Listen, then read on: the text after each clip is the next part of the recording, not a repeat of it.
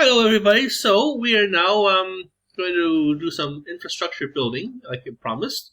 Um, Give me about 11 farms, because we need to get our food stockpile up just in case we have to prolongly defend ourselves against the siege from Troll Boy over there. Give me some more forts, and this should do it. Left in the land. 53, the land.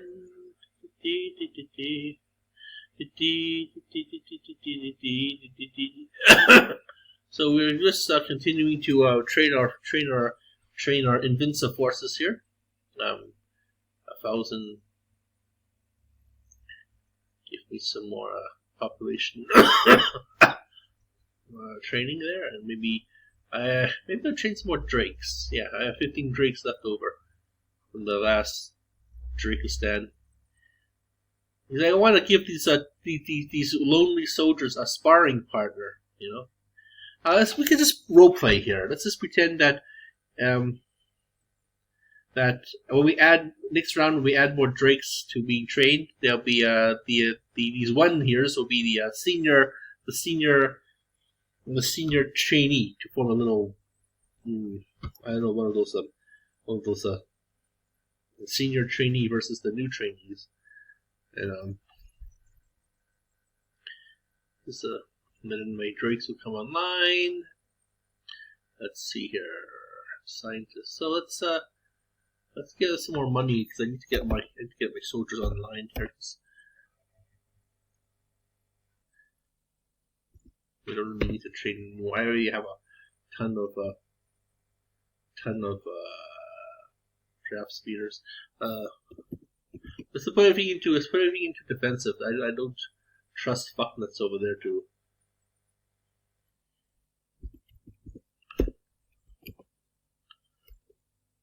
I don't trust the asshole fucknuts to not far creep hole to not play nice, right? I'm actually gaining food here, so 853, 33, 35, so that's good. Should we send out? No, we don't even have enough to attack. It looks like we're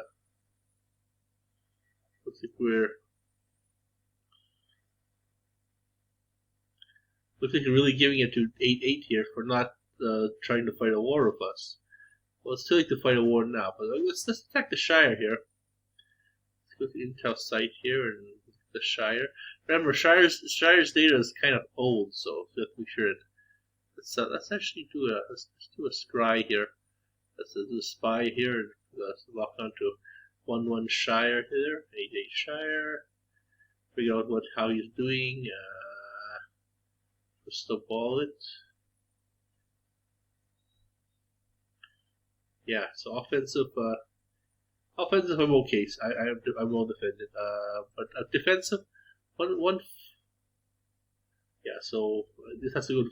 So I'm just like 3,000 shy of this player, and then I'll attack him.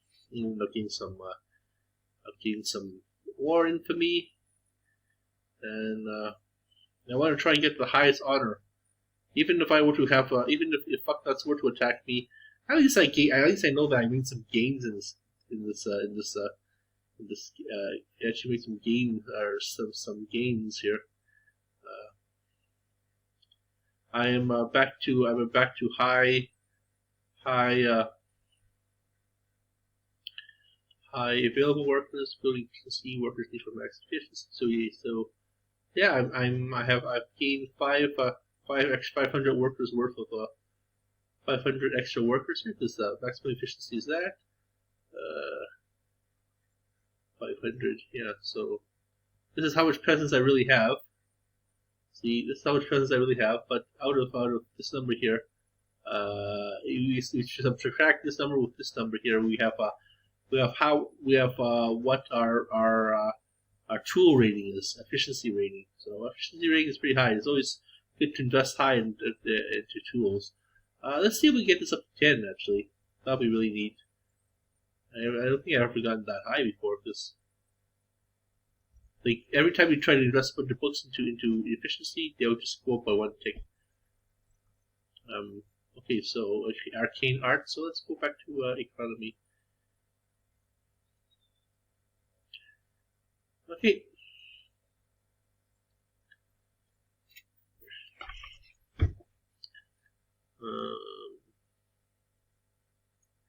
Speaking of economy, I got my bus pass today. It's $35 because I'm you know what I am. So I really don't want to say it, but $35 is really cheap.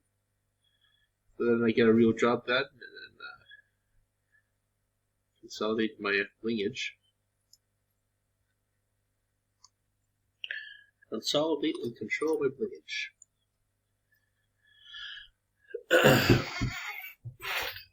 Soon I'll be rich enough to buy Reddit and Twitter from Musk and do it for the Chinese people. Well, for my own version, my own. I mean, I'm unaffiliated. I'm a unaffiliated agent. I'm just a guy living here who's aligned with China, part of my culture, but just because I'm a businessman. What you gotta do in life is found your own base in life, and then like here, I founded a bunch of I founded a nice healthy province, with, and soon I'll actually have 120. How much is 120? How much does 120.52 acres land cost?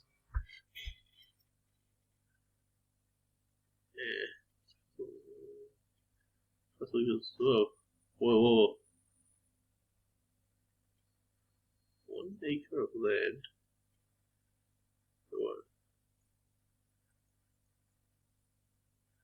One single house. No, an acre is a. Oh, this is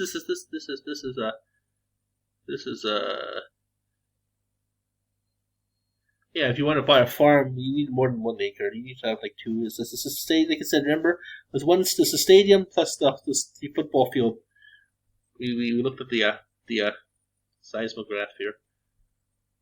So how much does an acre of land cost us? Cost the world? Let's see, thousands of dollars. So 1 acre of land will cost $3,000.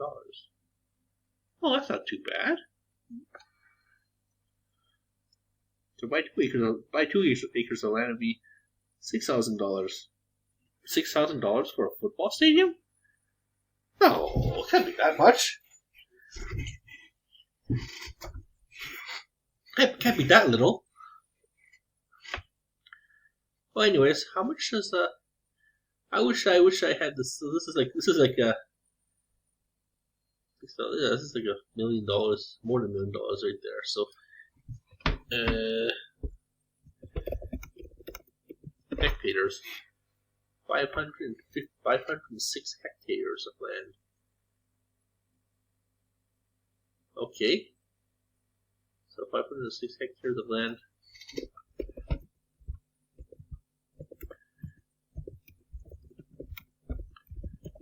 Visualize to be what?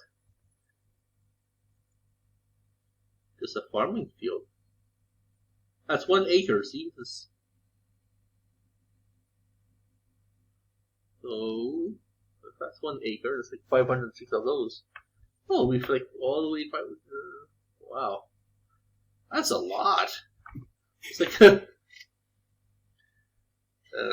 I formed my own little indigenous native commune called Pools Land. It's actually a lot of hard work, you know. We'll call it Pools Land, a eco village, with rules though, with some rules. Pools Land. Pool was a anthropology graduate who lived in Ontario, and he moved to BC and formed his own little hippie commune. And then the hippie commune was a campground, actually. Ultimately, it's a hippie commune / campground, where long-term people who are escaping the city lives, or maybe some of the local residents who move into the city during the daytime, during the summertime. They want to live there throughout the whole year, but then they have to move out during the summertime because that's when the renters evict them. Summer cottages and whatnot, and then they have to live on the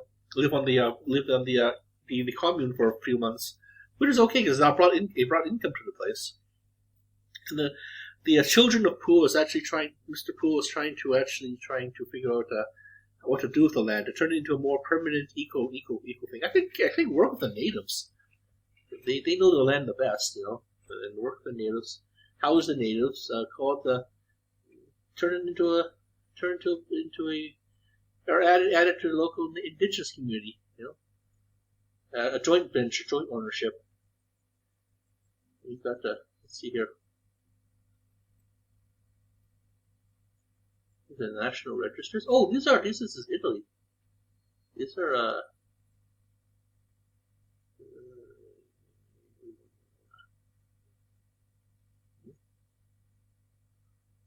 what's this? Are these the eco coming? Oh, this is turning. This is like turning into they're trying to ecologically do some stuff for turn ecozone into a. Yeah, it's good to preserve like actually have people living there, but they live as ecologically as possible. The government should do that. Move a bunch of hippies out of the city, because and turn it into an ecotourism area.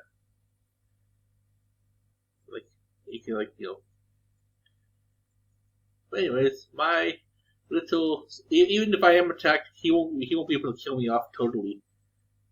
Not especially if I have really strong defenses. So let's do that. Let's just build up our defenses. Let's build up our offenses and acquire more land.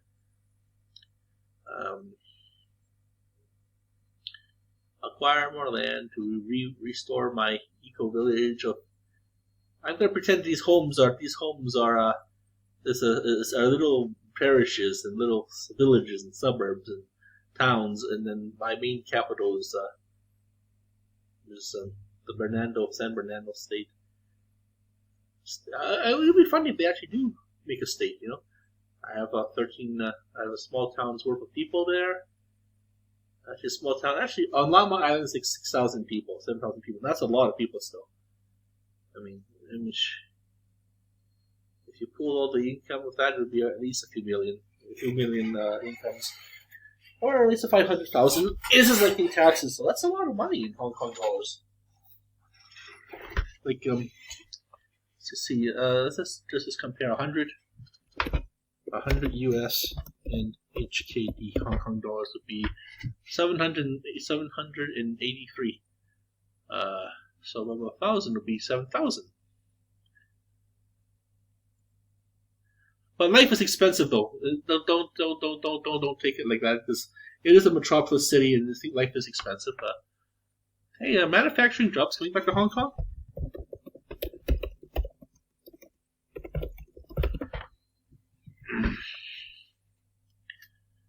Manufacturing jobs, 2023.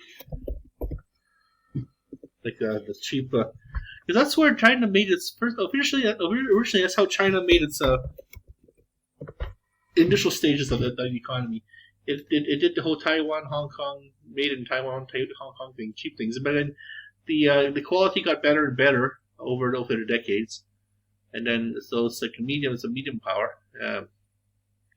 See, they gotta try and add all these 5 cities into one big city, like they do, and call it the Pearl River system here, Pearl River City, and it's gonna be like this huge eco zone, and so like they do in Tokyo. Tokyo's actually 8 cities combined into one through 8 different provinces. So Tokyo has the capital of the Japanese people. Let's see this thing here, but it's all these little things too, and then you go see these little things here, and even littler things here. Okay, even littler cities there. All this is Tokyo. It's actually it's not too far. It's not too far from the. See, All these little tiny little cities around, orbiting the larger city. It's a megatropolis. So, but Tokyo's population is 13 million people. So Tokyo, Mexico City, Los Angeles, New York, they're all like little cities within little cities, within little cities, within little cities. 8 different little provinces. I'll leave the provinces here. The capital region itself is centered around the Imperial Palace. This is the Chrysanthemum Palace, the Imperial Palace. And, this little thing is the capital of the Tokyo stand. Wow, that is urban sprawl. But then it's because everyone's moving there, right? So then all this is pretty much empty, especially up here in the Northlands. If I want to teach English, yes, I would live up here. It's got winter, it's got skiing, it's like bands almost. These are farms, right? Yeah. Actually, a lot of times the government's trying to get people out of there. Actually, out of the farms and stuff.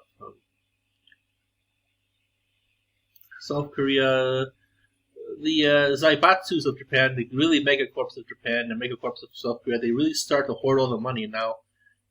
And now there's less money to be distributed to the population. They're gonna have less kids, right? And then that's equal collapse. You know, China's starting to have that now because they're starting to focus all the money within the cliques and stuff. And Hong Kong may be different because Hong Kong is a growing population. But Hong Kong is going to be one little tiny little region of this whole big mega city here. So it's going to be one hell of a ecosystem. If they're able to do this right, they're going to be one hell of a business zone. This is one of the gateways to the West, the gateways to Asia. So, like I said, remember we did the whole calculation thing that my territories would have been like one of like here from here, like from here to here to here, like maybe 3/4 of Llama Island. Maybe a bunch of this, maybe the whole entirety of this island here, plus this 1 kilometer, so 4 kilometers. So 1, 2, 3, 4. I'm using a little scale here.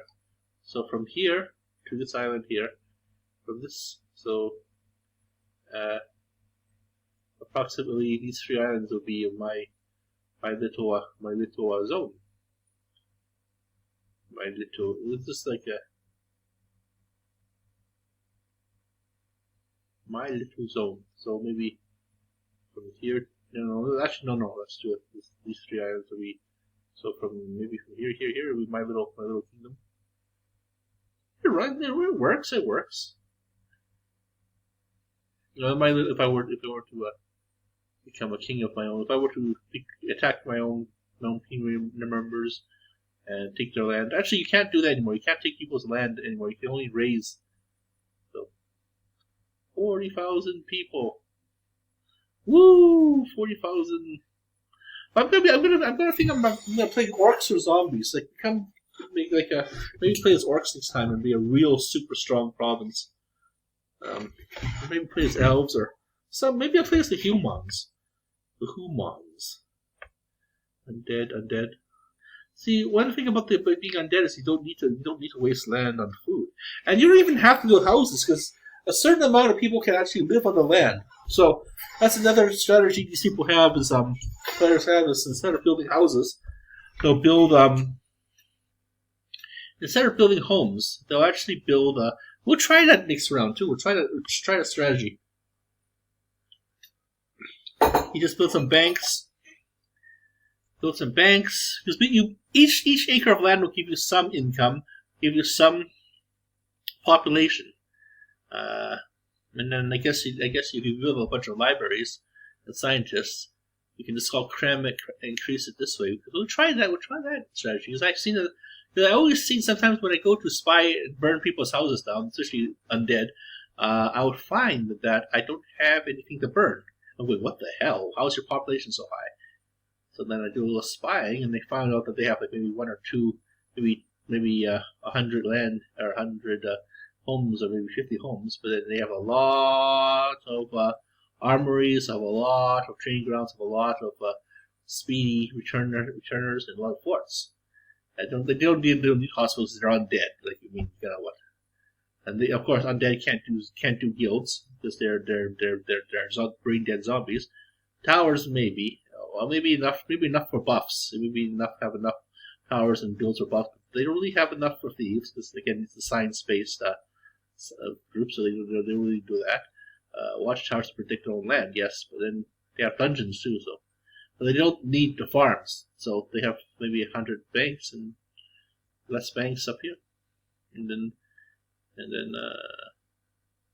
But anyways, let's start off the game, and I won't make another video unless it's based on an actual attack or something really big has happened.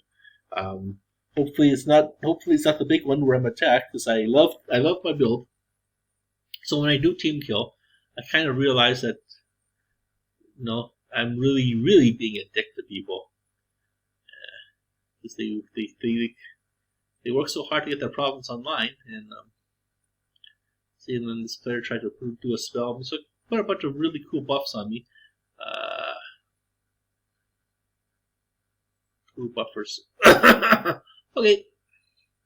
Thank you for watching our show. Have yourselves a lovely evening. Thank you for watching our show. Have yourselves a good night. Needs out.